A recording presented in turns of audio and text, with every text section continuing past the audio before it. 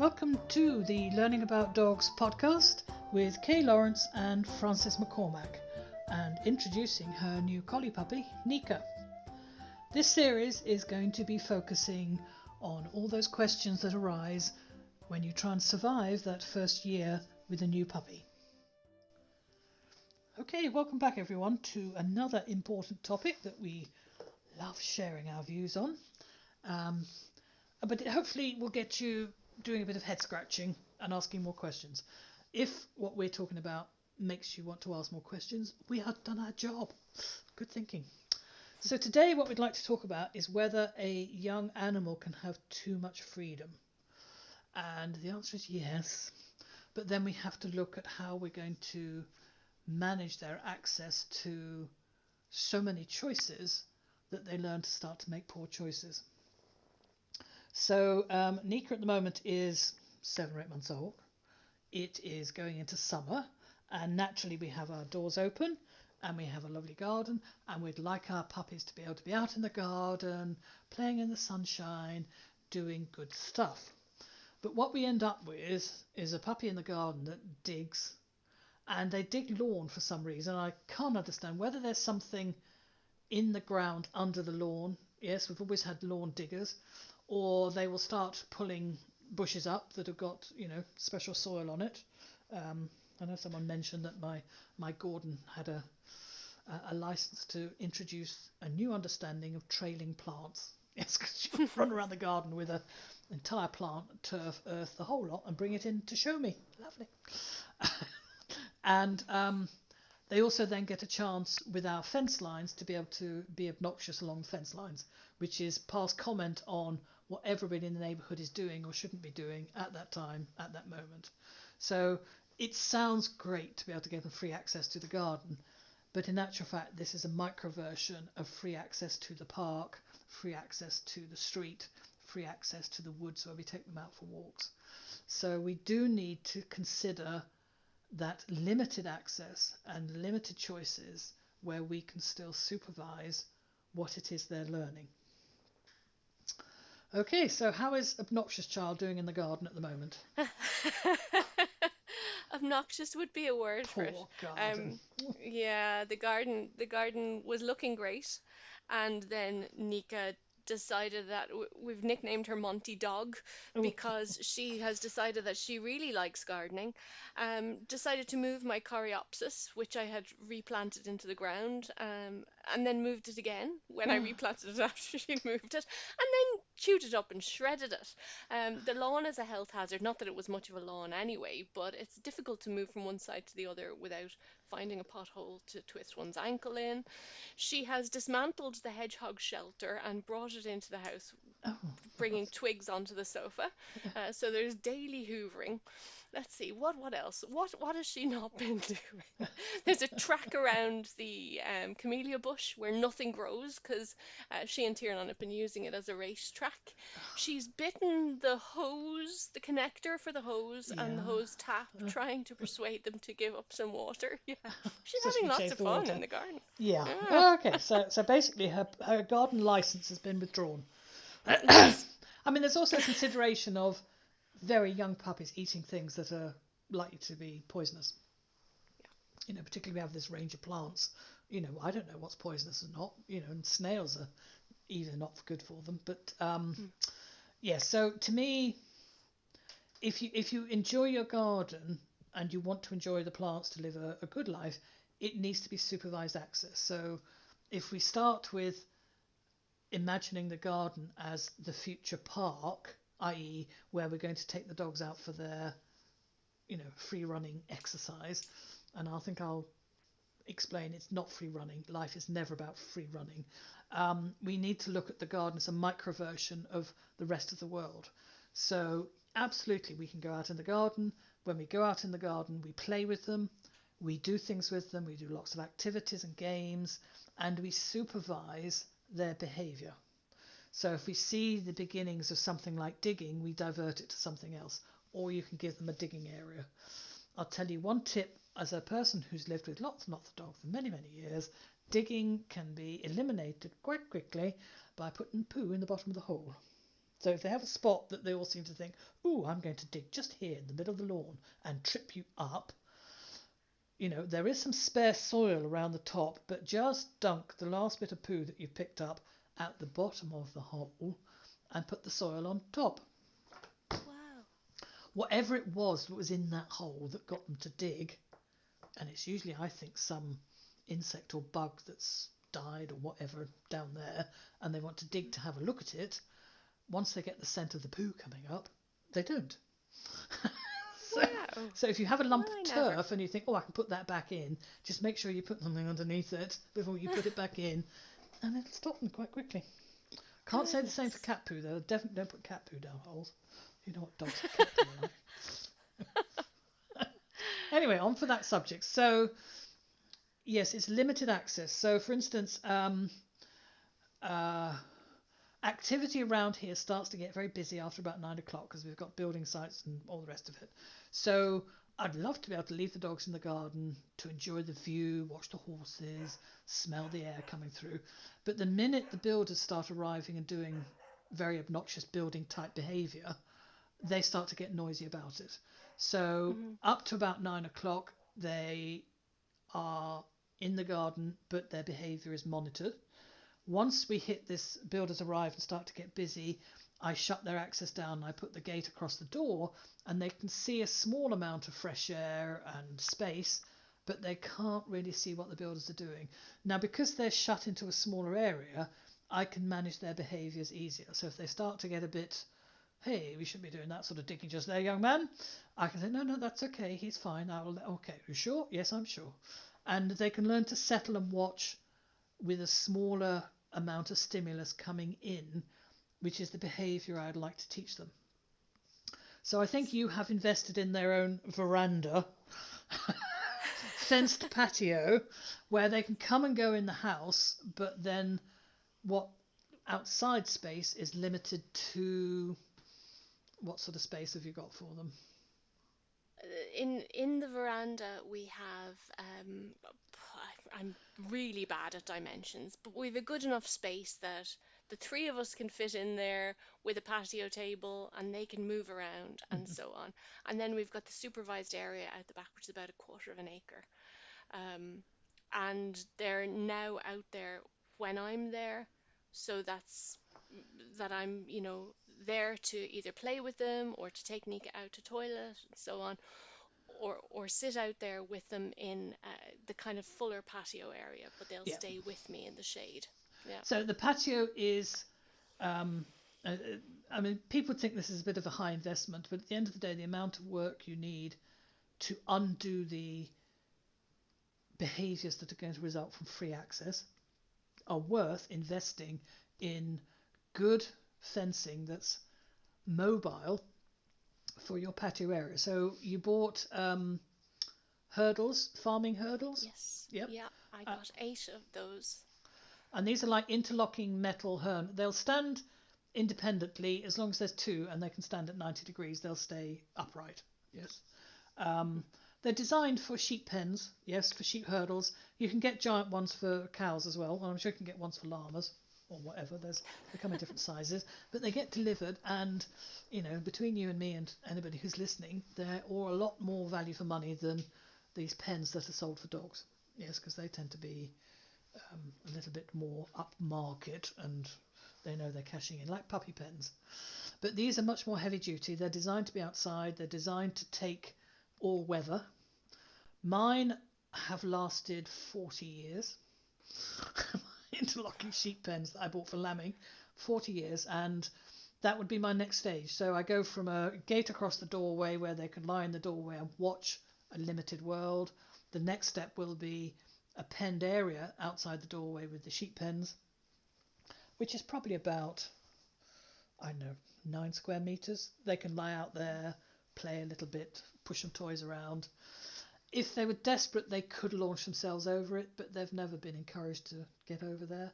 And they seem to, I think if they learn door gates, they learn pens are things that keep them enclosed as well. And so your veranda is a fenced corral where you enjoy coffee with dogs and they learn the behaviour of spectating the garden and the world without having to do all the other obnoxious stuff that goes with it. Yes? Yes. And they seem to really enjoy that. I think it's something we have to teach them the pleasure of. Mm. It's not like puppies want to be active, going, try this, try this, try that. No, there's a lot of pleasure in just learning to observe the world. Yeah. Absolutely. I think because they want to be with me when I'm out there, and they'll often just settle down beside me, and you can see them, their noses twitching as they scent the breeze, or they'll Mm-hmm. watch what's going on. Mm-hmm. Yeah. Oh, I do think, and I think if a dog has to be, you know, I would. I'm probably thinking if I was a dog, what would I rather? I would rather be in an outside kennel with a run that's got a view over the world than be shut in a luxurious house.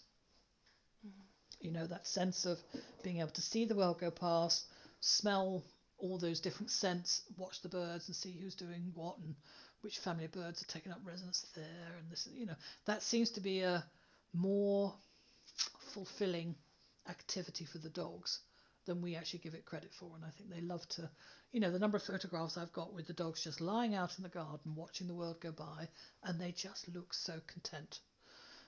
So I do think we have to teach it. And, life is such that we have to work. We have to leave them unsupervised. We can be in the house and they can be outside in their enclosed corral. Yeah. And know that they're safe. Know that they're safe and content out there. Yeah.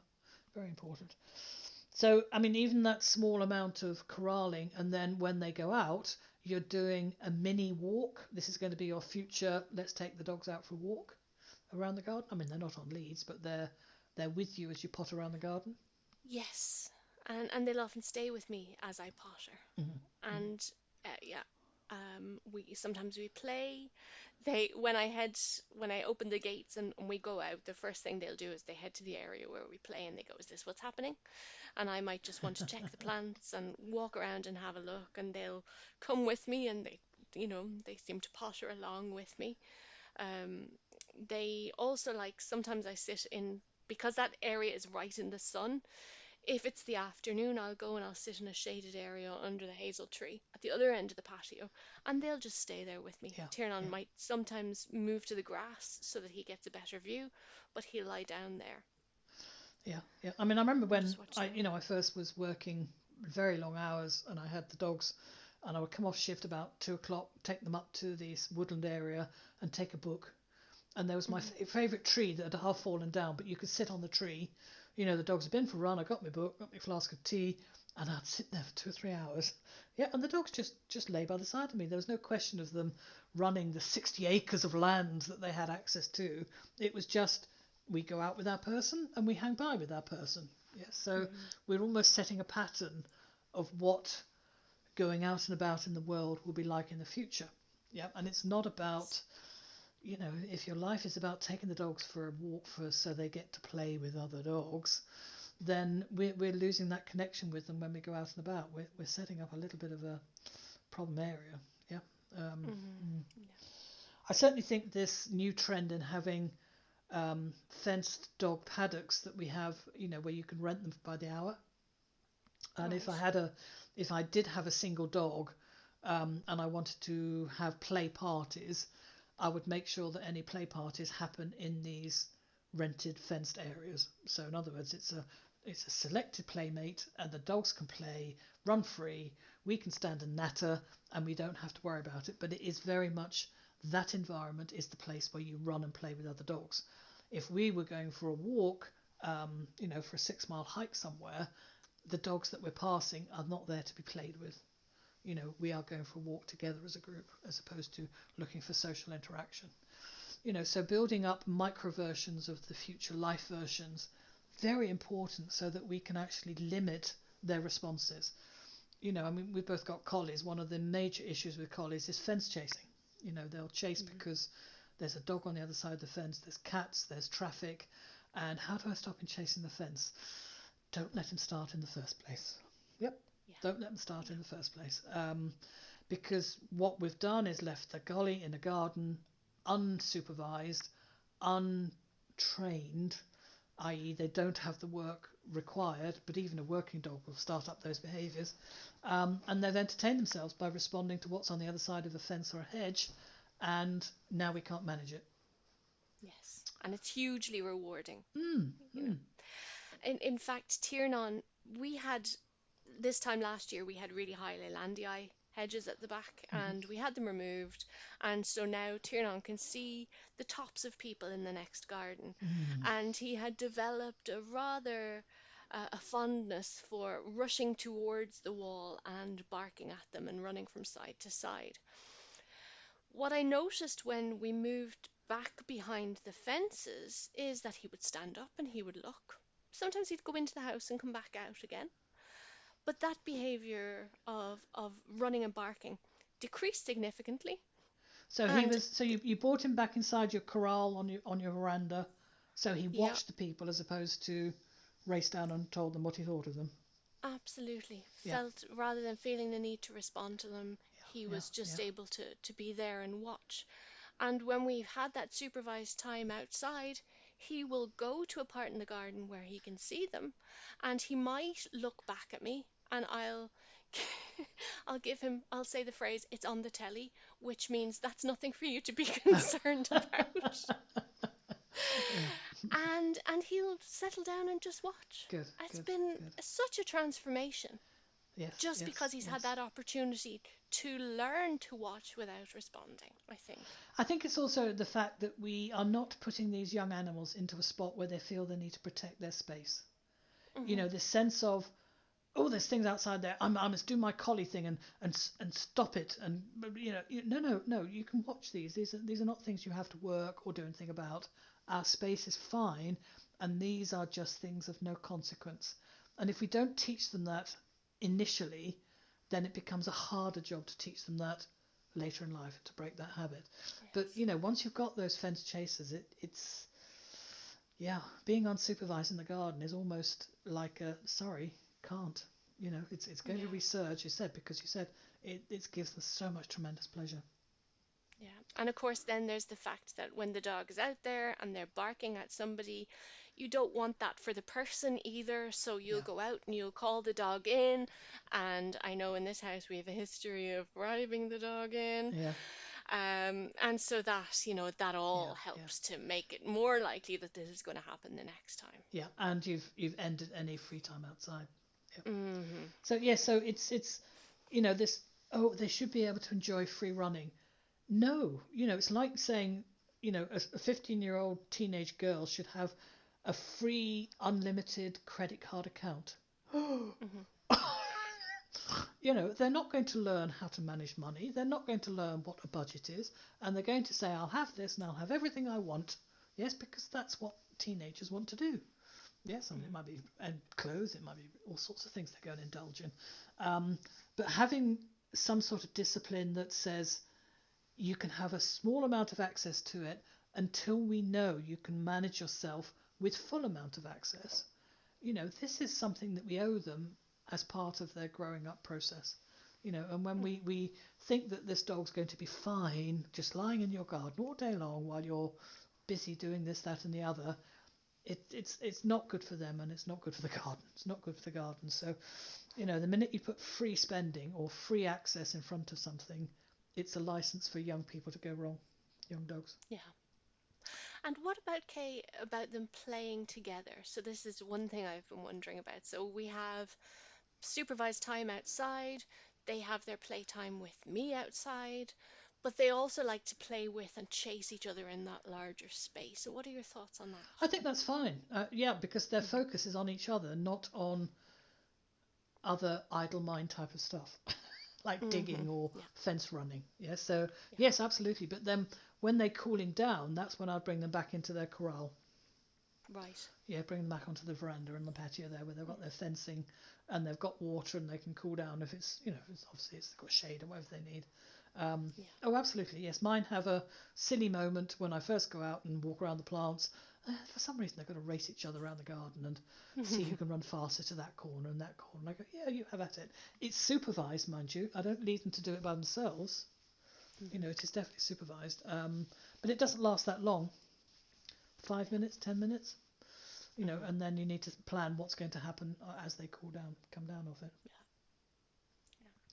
And the great thing about those hurdles, as you said, is that they are movable. Oh yes. So we have a little shed that's just an empty kind of building with no door on it. It's an old turf shed.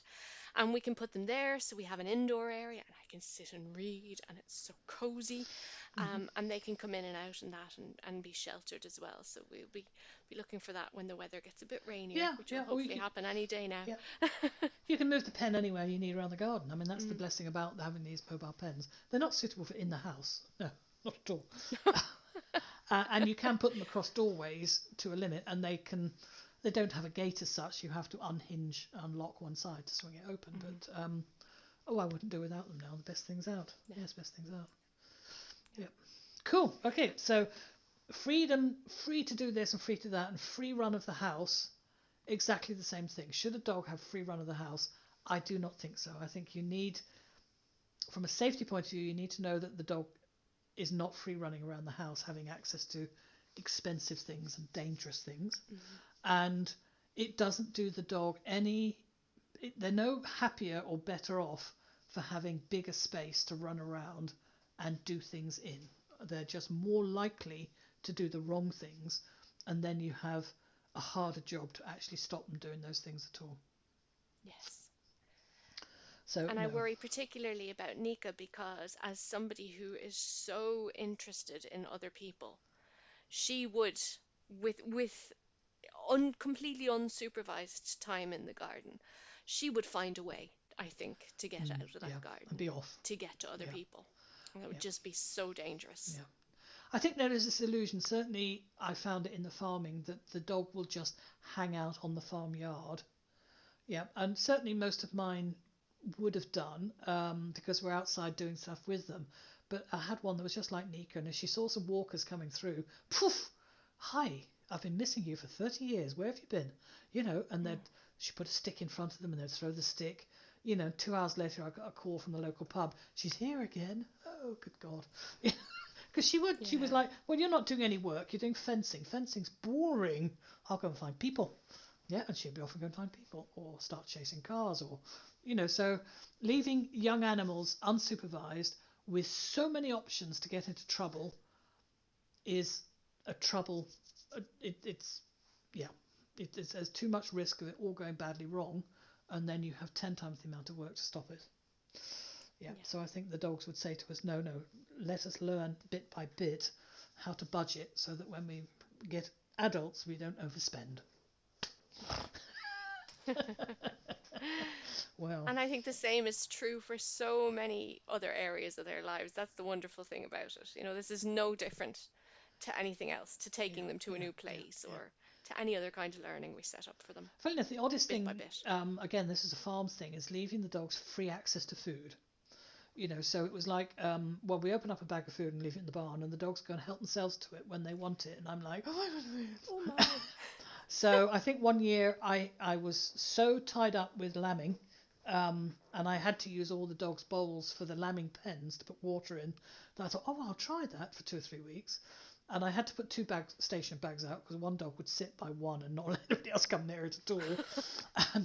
and so they had 2 stations where they could go and free eat all day long. Yes, and interestingly enough, they all kept themselves thinner than when I would be actually feeding them. They all lost weight. Yes, they all lost weight. None of them picked out. But you're talking about border collies. They're not sort of, indulgent dogs. But again, that free access to eat food, you tend to then just not value that food, or you take the risk they're going to overeat. Yeah. Mm-hmm. Yeah. So, managed worlds, graduated exposure to learn the skills they need for those bigger worlds. Lovely. Well, thank you very much again. I think that's been very interesting to look at, and we'll see where it goes in the future. Thank you. Thanks, Kay. Thank you for listening. We shall be following Nika's first year through the podcasts. If you would like to learn more, please have a wander around our website, learningaboutdogs.com. We have many articles and lots of courses that you can explore. We also have Facebook pages, which is Kay Lawrence and Learning About Dogs.